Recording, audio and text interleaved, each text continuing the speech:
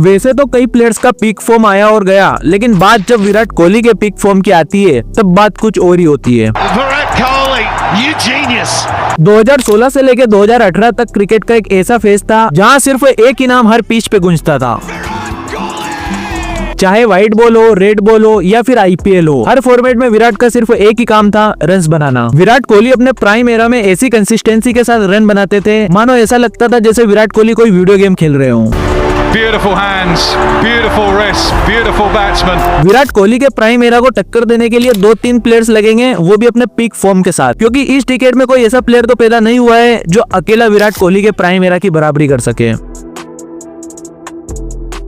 2016 में विराट के prime form की शुरुआत T20 वर्ल्ड कप के साथ होती है। इस वर्ल्ड कप में विराट कोहली 5 मैच में 273 रन बनाते हैं with the strike rate of 146 and उनका एवरेज था 136 का। आप सही सुन रहे हो, विराट कोहली का इस वर्ल्ड कप में एवरेज था 136 का। इस वर्ल्ड कप में Virat Kohli player of the tournament होते हैं और ऑब्वियसली इंडिया के टॉप स्कोरर भी विराट कोहली होते हैं। इस वर्ल्ड कप में विराट कोहली अकेले इंडिया टीम को कैरी करते हैं और विराट कोहली खुद अकेले अपने दम पर इंडिया टीम को इस वर्ल्ड कप के सेमीफाइनल तक भी पहुंचा देते हैं। ऐसा मैं इसलिए बोल रहा हूँ क्योंकि इस वर्ल्ड कप में विराट कोहली इंडिया टीम के हाईएस्ट रन स्कोरर थे और उनका रन थे 236 एंड विराट के बाद जो सेकंड नंबर पे हाईएस्ट रन स्कोरर थे वो थे MS धोनी और उनके रन थे सिर्फ 89। अब आप इन रन्स के डिफरेंस से समझ सकते हो कि विराट कोहली ने किस लेवल तक इंडिया टीम की बैटिंग को कैरी किया था। विराट कोहली अपने दम पर इंडिया टीम को सेमीफाइनल तक पहुंचा देते हैं और सेमीफाइनल में भी विराट कोहली वेस्ट इंडीज के खिलाफ 89 रन बनाते हैं with the strike rate of 190। लेकिन फिर खराब बॉलिंग के चलते इंडिया ये मैच हार जाती है। और ऐसा नहीं था कि विराट कोहली ने सिर्फ सेमीफाइनल में अच्छी बैटिंग करी थी, सेमीफाइनल के पहले भी विराट कोहली ने काफी लाजवाब बैटिंग करी थी।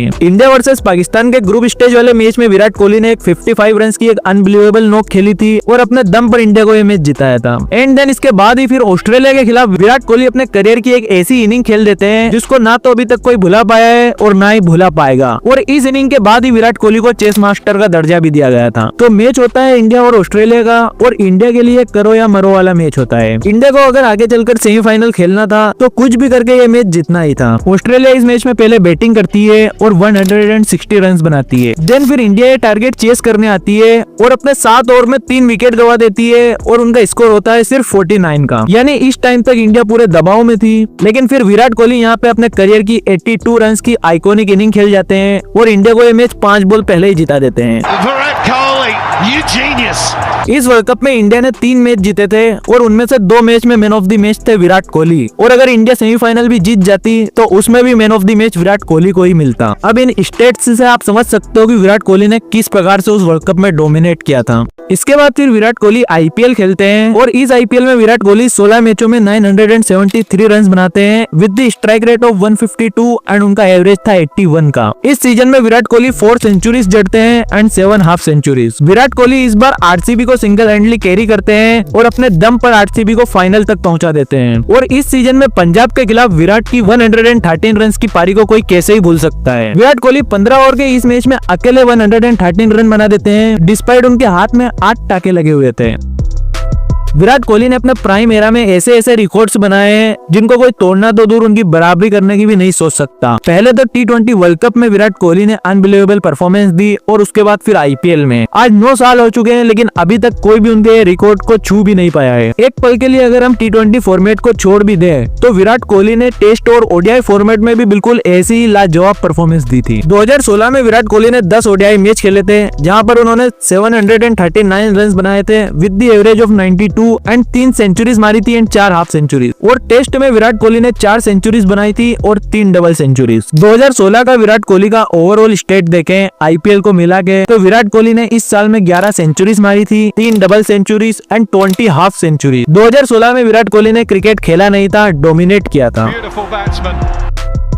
इसके बाद फिर 2017 में विराट कोहली वापस इसी तरीके से डोमिनेट करते हैं। इस साल विराट कोहली ज्यादा T20 नहीं खेलते हैं लेकिन टेस्ट और ओडीआई में उनका वही दबदबा बना रहता है। इस साल विराट कोहली वापस 11 सेंचुरीज बनाते हैं एंड 3 डबल सेंचुरी। 2017 में श्रीलंका के खिलाफ इंडिया 3 मैचों की टेस्ट सीरीज खेलती है जहां पर पहले मैच की पहली इनिंग में विराट कोहली 0 पर आउट हो जाते हैं। लेकिन फिर 0 पर आउट होने के बावजूद विराट कोहली इन 3 मैच की टेस्ट सीरीज में 610 रन बना देते हैं, वो भी 2 back to back double centuries के साथ। इस टेस्ट सीरीज से इससे आप अंदाजा लगा सकते हो कि विराट कोहली ने इस साल भी किस प्रकार से डोमिनेट किया था। इसके बाद फिर आता है 2018। अब पिछले 2 सालों में विराट कोहली ने इंडिया में तो काफी डोमिनेट कर लिया था, लेकिन अब बारी आती है होम से अवे जाकर दूसरे देशों में डोमिनेट करने की। सबसे पहले विराट कोहली साउथ अफ्रीका का टूर करते हैं, जहां पर वो इंडिया के लिए ओडीआई फॉर्मेट में टॉप स्कोरर रहते हैं विद 558 रन और उनका एवरेज था 186 का। देन इसके बाद फिर विराट कोहली इंग्लैंड जाते हैं, और जब Virat Kohli last time England गए थे तब उन्होंने अपने टेस्ट की 10 इनिंग में सिर्फ 139 रन बनाए। लेकिन फिर वही, ये विराट कोहली वो पुराना वाला विराट कोहली नहीं था,